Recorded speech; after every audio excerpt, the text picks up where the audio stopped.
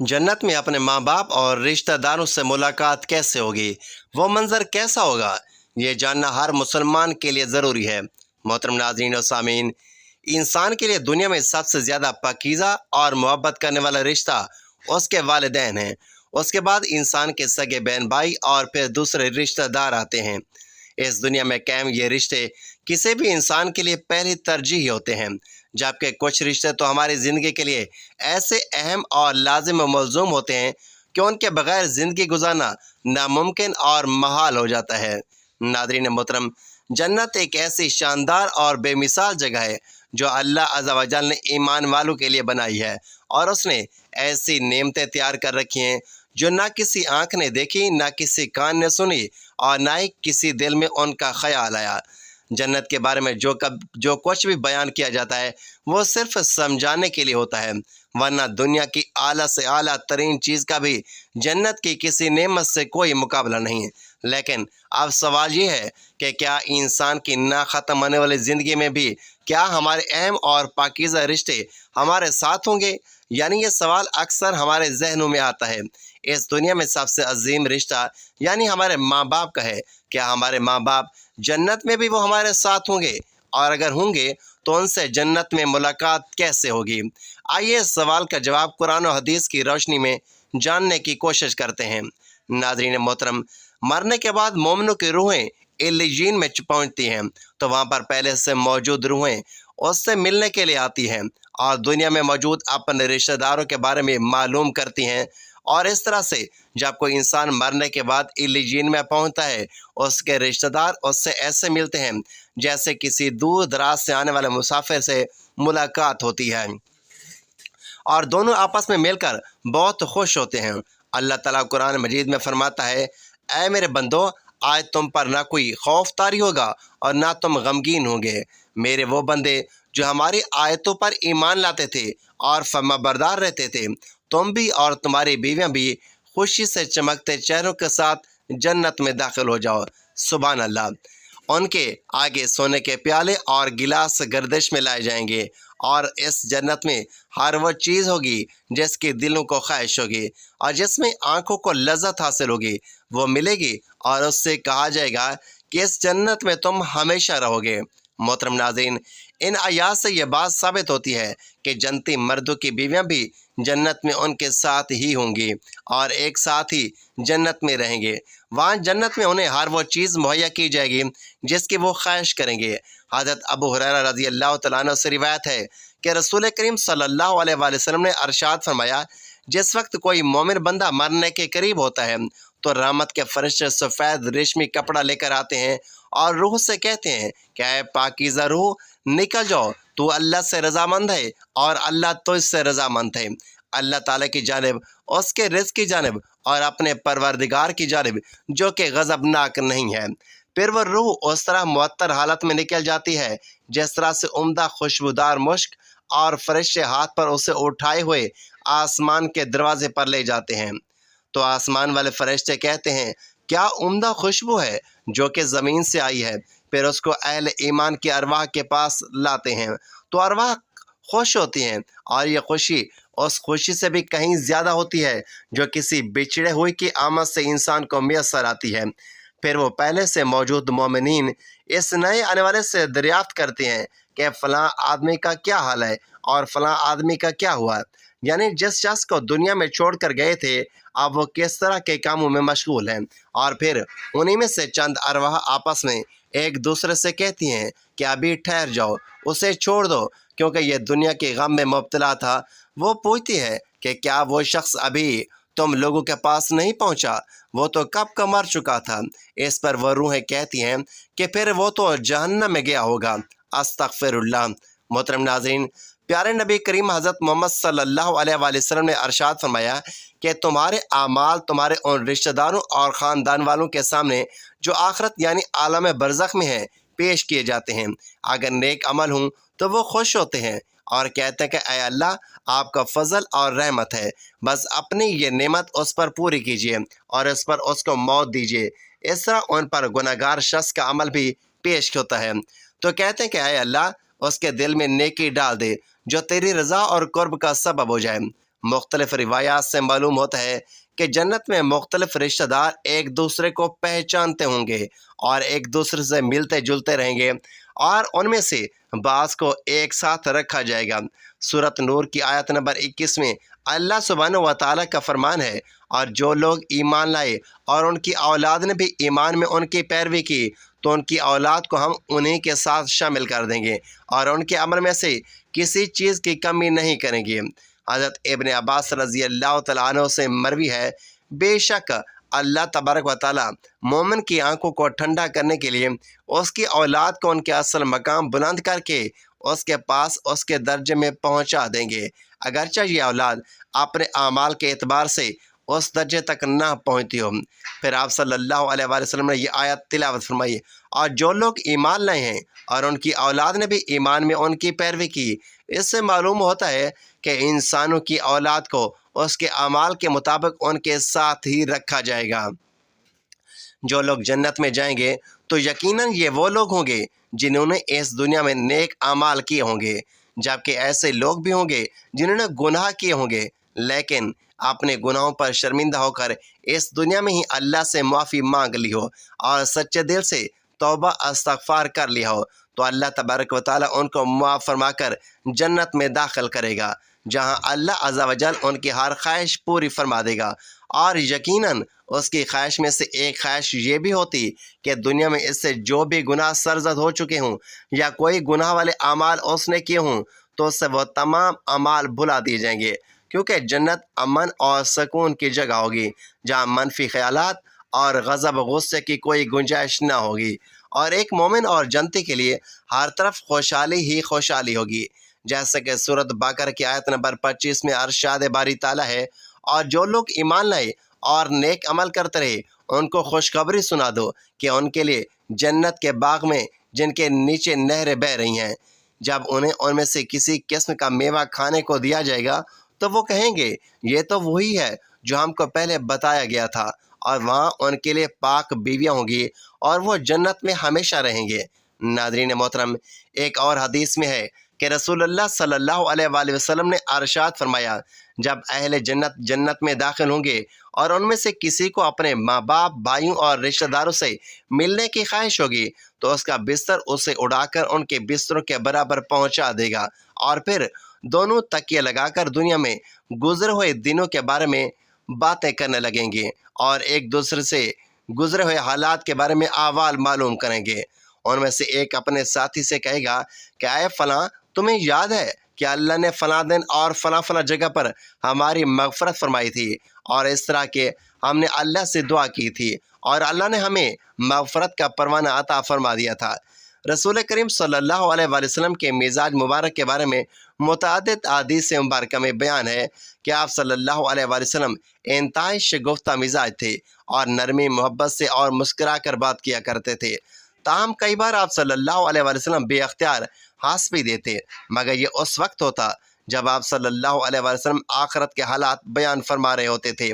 امام عسقلانی رحمۃ اللہ علیہ فرماتے ہیں کہ آپ صلی اللہ علیہ وآلہ وسلم صرف آخرت کے امور میں ہنسا کرتے تھے، اگر کوئی معاملہ دنیا سے متعلق ہوتا تو اس پر آپ صلی اللہ علیہ وآلہ وسلم صرف تبسم فرمایا کرتے تھے۔ آپ صلی اللہ علیہ وآلہ وسلم سے ایک بار صحابہ کرام نے پوچھا کہ روز محشر جب کسی کو جہنم سے نکال کر جنت میں بھیجا جائے گا تو اس کی حالت کیا ہوگی؟ اس پر آپ صلی اللہ علیہ وآلہ وسلم نے ہنس کر واقعے کا حال بیان کیا۔ بخاری شریف اور مسلم شریف میں متفقہ حدیث مبارکہ موجود ہے۔ حضرت عبداللہ بن مسعود رضی اللہ تعالیٰ عنہ سے روایت ہے کہ حضور نبی کریم صلی اللہ علیہ وآلہ وسلم نے ارشاد فرمایا، مجھے اچھی طرح معلوم ہے کہ سب سے آخر میں جہنم سے کون نکالا جائے گا، یا سب سے آخر میں کون جنت کے اندر داخل ہوگا۔ یہ آدمی اپنے جسم کو گھسیٹتا ہوا جہنم سے باہر نکلے گا، چنانچہ اللہ تعالیٰ اس سے فرمائے گا جا جنت میں داخل ہو جا۔ وہ جنت میں داخل ہوگا تو اسے گمان گزرے گا کہ شاید یہ بھری ہوئی ہے، چنانچہ وہ واپس لوٹ کر آج گزار ہوگا، اے رب وہ تو بھری ہوئی ہے، بس اللہ تعالیٰ اس سے فرمائے گا جا جنت میں چلا جا، لہٰذا وہ جنت میں داخل ہوگا۔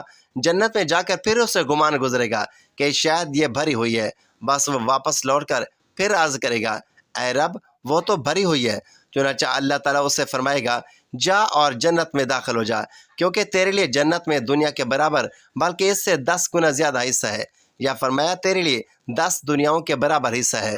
وہ عرض کرے گا اے اللہ، کیا تو مجھ سے مذاق کرتا ہے یا مجھ پر ہنستا ہے، حالانکہ تو حقیقی مالک ہے۔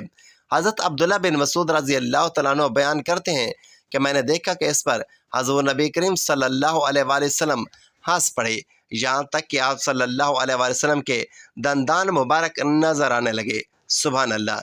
آپ صلی اللہ علیہ وآلہ وسلم فرماتے تھے یہ اہل جنت کے سب سے کم درجے والے شخص کا حال ہے۔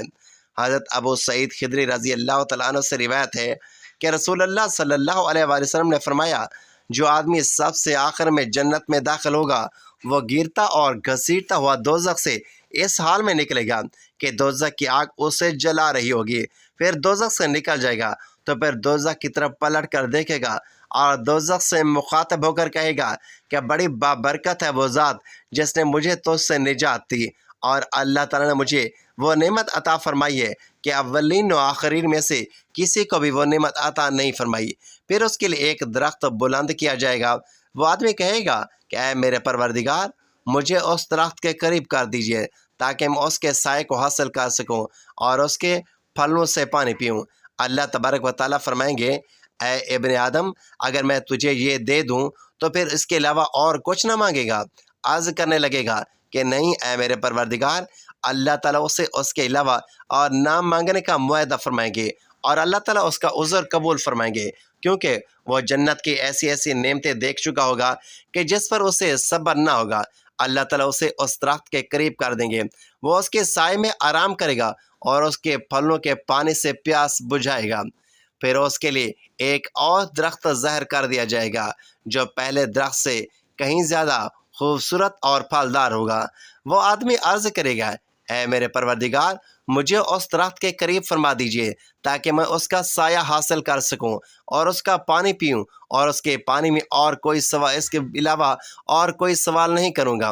اللہ تعالیٰ فرمائیں گے اے ابن آدم، تو نے مجھ سے وعدہ نہیں کیا تھا کہ تم مجھ سے اور کوئی سوال نہیں کرو گے، اور اب اگر تجھے اس درخت کے قریب پہنچا دیا تو پھر تو اور سوال کرے گا؟ اللہ تعالیٰ پھر اس سے اس بات کا وعدہ لیں گے کہ وہ اور کوئی سوال نہیں کرے گا، تاہم اللہ تعالیٰ کے علم میں ہوگا، کیونکہ وہ جنت کی ایسی ایسی نعمتیں دیکھے گا جس پر وہ صبر نہ کر سکے گا۔ پھر اللہ تعالیٰ اس کو درخت کے قریب کر دیں گے اور اس کے سائے میں آرام کرے گا اور اس کا پانی پیے گا۔ پھر اس جنت کے دروازے پر ایک درخت دکھایا جائے گا جو پہلے دونوں درختوں سے زیادہ خوبصورت ہوگا۔ وہ آدمی کہے گا اے میرے رب، مجھے اس درخت کے قریب فرما دیجئے تاکہ میں اس کے سائے میں آرام کروں اور پھر اس کا پانی پیوں، اور اس کے علاوہ کوئی اور سوال نہیں کروں گا۔ پھر اللہ تبارک و تعالیٰ اس آدمی سے فرمائیں گے اے ابن آدم، کیا تو نے مجھ سے یہ وعدہ نہیں کیا تھا کہ تو اس کے بعد اور کوئی سوال نہیں کرے گا؟ اور کہے گا ہاں اے میرے پروردگار، اب میں اس کے بعد اس کے علاوہ اور کوئی سوال نہیں کروں گا۔ اللہ اسے معذور سمجھیں گے کیونکہ وہ جنت کی ایسی ایسی نعمتیں دیکھے گا جس پر وہ صبر نہ کر سکے گا۔ پھر اللہ تعالیٰ اسے اس درخت کے قریب کر دیں گے۔ جب وہ اس درخت کے قریب پہنچے گا تو جنت والوں کی آوازیں سنے گا، تو وہ پھر عرض کرے گا اے میرے رب، مجھے اس میں داخل کر دیجئے۔ تو اللہ فرمائیں گے اے ابن آدم، تیرے سوال کو کون سی چیز روک سکتی ہے کہ تو اس پر راضی ہے کہ تجھے دنیا اور دنیا کے برابر دے دیا جائے؟ وہ کہے گا اے میرے رب، اے رب العالمین، تو مجھ سے مذاق کرتا ہے؟ یہ حدیث بیان کر کے حضرت عبداللہ رضی اللہ تعالیٰ عنہ ہنس پڑے اور لوگوں سے فرمایا کہ تم مجھ سے کیوں نہیں پوچھتے کہ میں کیوں ہنسا ہوں؟ لوگوں نے کہا کہ آپ کس وجہ سے ہنسے؟ فرمایا رسول اللہ صلی اللہ علیہ وآلہ وسلم اس طرح ہنستے تھے۔ فرمایا اللہ رب العالمین کے ہنسنے کی وجہ سے جب وہ آدمی کہے گا کہ آپ رب العالمین ہونے کے باوجود مجھ سے مذاق فرما رہے ہیں، تو اللہ فرمائیں گے کہ میں تجھ سے مذاق نہیں کرتا مگر جو چاہوں کرنے پر قادر ہوں۔ سبحان اللہ۔ ناظرین، بے شمار روایات میں ہے کہ جنت میں سب رشتہ دار ایک دوسرے کو پہچان لیتے ہیں، وہ ایک دوسرے کے ساتھ مل جل کر رہیں گے اور اللہ تعالیٰ ان کو اکٹھا رکھے گا۔ قرآن پاک کی سورۃ طور میں ہے کہ جو لوگ ایمان لائے اور ان کی اولاد نے بھی ایمان میں ان کی پیروی کی تو ان کی اولاد کو ہم انہی کے ساتھ شامل کر دیں گے اور ان کے عمل میں سے کسی چیز کی کمی نہیں کریں گے۔ ابن عباس رضی اللہ تعالیٰ عنہ فرماتے ہیں کہ بے شک خدا مومن کو سکون دینے کے لیے اللہ تعالیٰ ان کی اولاد کو ان کے اصل مقام سے کئی گنا بہتر مقام تک پہنچا دیتا ہے، اگرچہ اس کی اولاد اس درجے تک نہ پہنچ سکتی ہو۔ آپ صلی اللہ علیہ وآلہ وسلم نے آیات کی تلاوت فرمائی، جس کا ترجمہ کچھ یوں ہے: جو لوگ ایمان لائے اور ان کی اولاد نے بھی ایمان میں ان کی پیروی کی، اس سے یہ پتہ چلتا ہے کہ جنت مومنوں کی مرضی کے مطابق ان کی اولاد کو بھی ان کے ساتھ ہی رکھا جائے گا۔ یہ وہی لوگ ہوں گے جنہوں نے دنیا میں رہتے ہوئے اچھے اور نیک اعمال کیے ہوں گے۔ اگر انہوں نے گناہ کیے بھی ہوں گے لیکن انہوں نے دنیا میں ہی اللہ تبارک و تعالیٰ سے سچے اور پکے ایمان کے ساتھ توبہ کر لی ہوگی، تو اللہ تعالیٰ ان گناہ گاروں کی توبہ کو قبول کرتے ہوئے معاف فرما دے گا۔ اللہ تعالیٰ ایسے بندوں کی مرضی بھی طلب فرما لے گا، پھر ان سے ان کی مرضی دریافت کی جائے گی، تو وہ کہیں گے کہ ہمارے تمام گناہوں کو معاف فرما دیا جائے، تو اللہ تبارک و تعالیٰ ان کے تمام گناہوں کو معاف فرماتے ہوئے ان کو دنیا کے سب گناہوں کو بھلا دے گا۔ جنت میں ایک مومن کے لیے خوشی اور لذت ہی ہوگی۔ نیز جنت کے عمومی انعامات میں اس کا ذکر ہے کہ جو بات جنتی چاہے گا اللہ تبارک و تعالیٰ اسے پورا کریں گے۔ اسی طرح آپ صلی اللہ علیہ وآلہ وسلم نے فرمایا کہ انسان دنیا میں جس سے محبت رکھے گا آخرت میں اس کے ساتھ ہوگا، لہٰذا ایمان کی حالت میں مرنے والے رشتہ داروں اور اقربا سے ملاقات کے لیے بھی جنت میں کوئی رکاوٹ نہیں ہوگی۔ قرآن پاک میں ارشاد ہے، اور جو لوگ ایمان لائے اور نیک عمل کرتے رہے ان کو خوشخبری سنا دو کہ ان کے لیے جنت کے باغ ہیں جن کے نیچے نہریں بہہ رہی ہیں۔ جب انہیں ان میں سے کسی قسم کا میوہ کھانے کو دیا جائے گا تو وہ کہیں گے یہ تو وہی ہے جو ہم کو پہلے بتایا گیا تھا، اور انہیں ایک دوسرے کے ہم شکل میوے دیے جائیں گے، اور وہاں ان کے لیے پاک بیویاں ہوں گی اور وہ بہشتوں میں ہمیشہ رہیں گے۔ نبی کریم صلی اللہ علیہ وآلہ وسلم کا فرمان ہے کہ مومن کو جب جنت میں داخل کیا جائے گا، جب وہ کسی بھی رشتہ دار کو ملنے کی خواہش رکھے گا تو اس جنتی کا بستر اس جنتی کے پاس آ جائے گا اور وہ دونوں آپس میں باتیں کرتے رہیں گے۔ وہ دونوں ہی جنتی رشتہ دار ایک دوسرے سے اس قدر مشغول ہو جائیں گے، وہ ایک دوسرے کو یہ باتیں کہیں گے کہ ہم نے اللہ تعالیٰ سے سچے دل سے توبہ کی تھی اور اللہ تبارک و تعالیٰ نے ہماری فلاں دن اور فلاں مقام پر بخشش فرمائی۔ حضرت انس رضی اللہ تعالیٰ عنہ سے روایت ہے کہ جناب رسول اللہ صلی اللہ علیہ وآلہ وسلم نے ارشاد فرمایا، ایک شخص دوزخ میں 1000 سال تک یا حنان یا منان کہہ کر پکارتا رہے گا۔ اللہ تعالیٰ حضرت جبرائیل علیہ السلام سے فرمائیں گے، جاؤ میرے اس بندے کو میرے پاس لے کر آؤ۔ حضرت جبرائیل علیہ السلام روانہ ہوں گے اور دوستوں کو الٹے منہ گرے ہوئے اور روتے ہوئے پائیں گے اور واپس آ کر اپنے پروردگار کو اس کی اطلاع کریں گے۔ اللہ تعالیٰ فرمائیں گے، تم اس کو میرے پاس لے کر آؤ، وہ فلاں جگہ میں موجود ہیں۔ چنانچہ وہ اس کو لے کر اپنے پروردگار کے سامنے پیش کر دیں گے۔ اللہ تبارک و تعالیٰ پوچھیں گے، اے میرے بندے، تم نے اپنے مقام اور آرام گاہ کو کیسا پایا؟ وہ عرض کرے گا، یا رب، بہت برا مکان اور بہت بری آرام گاہ ہے۔ اللہ تعالیٰ فرمائیں گے، میرے بندے کو واپس وہیں دوزخ میں لے جاؤ۔ وہ عرض کرے گا، یا رب، جب آپ نے مجھے دوزخ سے نکالا تھا تو میں اس کی امید نہیں رکھتا تھا کہ آپ مجھے اس میں دوبارہ ڈالیں گے۔ تو اللہ تبارک و تعالیٰ فرمائیں گے کہ میرے بندے کو چھوڑ دو اور جنت میں داخل کر دو۔ سبحان اللہ۔ حضرت ابو ہریرہ رضی اللہ تعالیٰ عنہ سے روایت ہے کہ جناب رسول اللہ صلی اللہ علیہ وآلہ وسلم نے ارشاد فرمایا، جو لوگ دوزخ میں داخل کیے جائیں گے ان میں سے 2 آدمیوں کی چیخ و پکار بہت بڑی ہوگی۔ اللہ تبارک و تعالیٰ حکم دیں گے، ان دونوں کو باہر نکالو۔ جب ان کو باہر نکالا جائے گا اور اللہ تعالیٰ پوچھیں گے کہ کس وجہ سے تمہاری چیخ و پکار بہت سخت ہو گئی تھی، وہ عرض کریں گے کہ ہم نے یہ اس لیے کیا تھا تاکہ آپ ہم پر رحم فرمائیں۔ اللہ تعالیٰ فرمائیں گے، تم دونوں پر میری رحمت یہ ہے کہ تم واپس چلے جاؤ اور دوزخ میں جہاں پر موجود تھے وہیں پر اپنے آپ کو گرا دو۔